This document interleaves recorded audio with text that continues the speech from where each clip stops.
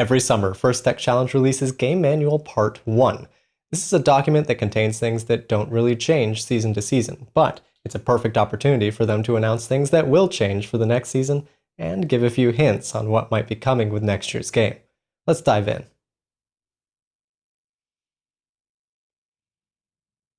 In this video, we're looking at some of the more general topics covered in Game Manual Part 1, not related to the robot or inspection or judging.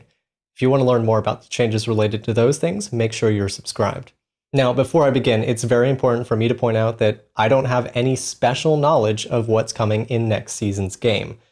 Although I have the opportunity to work with organizing our league and planning our kickoff event, at the time of this recording, I do not know what's coming, so don't read too much into the things that I have to say about the changes here.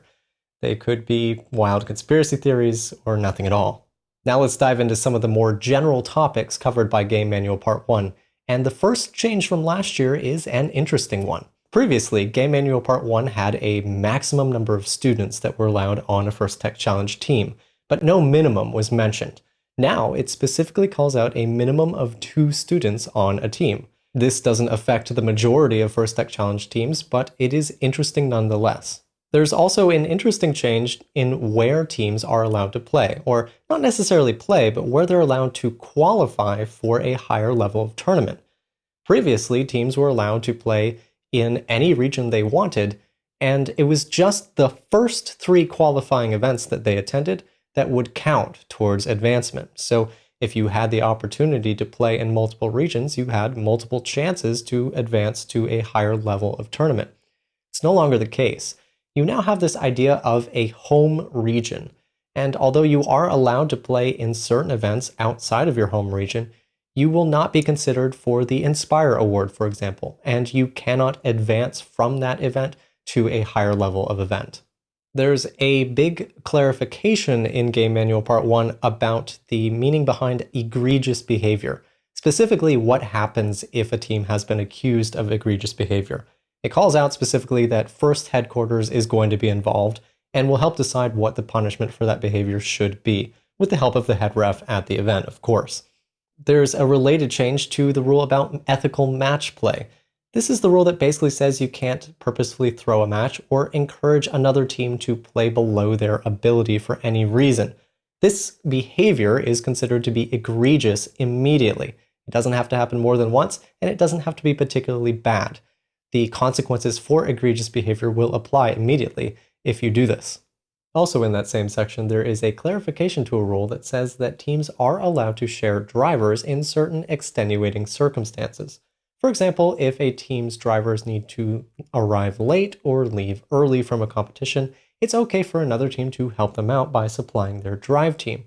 However, it is important that they talk to the tournament director first and explain why this extenuating circumstance is taking place.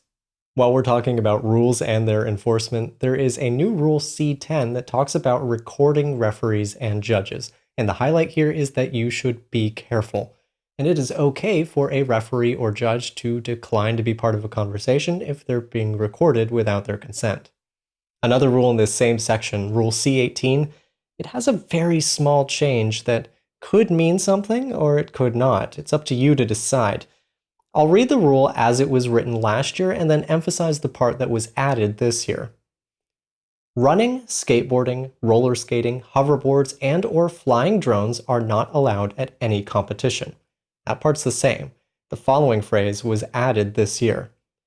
Unless specified by game-specific rules. Finally, there's a very nice clarification in Game Manual Part 1 about when you have 2 or 3 teams on an alliance during elimination matches. Previously, the Game Manual always said it would be 2 or 3 based on the number of teams at the competition. However, this didn't always make sense because if you had a competition with multiple divisions, those divisions could be pretty small sometimes, and you'd still be picking a large number of teams during the alliance selection, and it didn't always match up with expectations. So they specifically call out this year that the number of teams you choose in alliance selection is based on the number of teams in the division. The threshold is still 20 and 21. If you are 20 or under, you pick one other team to join you in an alliance. If you have 21 or more teams in the division, you pick 2. And the rules are still the same about who has to play and when, but now it's a lot more clear that if you happen to be at an event with small divisions, you may end up choosing just one alliance partner during alliance selection. Those are the changes to general team-related rules that I found while reading through Game Manual Part 1, at least the first revision of it. As always, it's important for you to read and understand Game Manual Part 1 yourself, both as it exists today and as it will exist after kickoff when a revision takes place.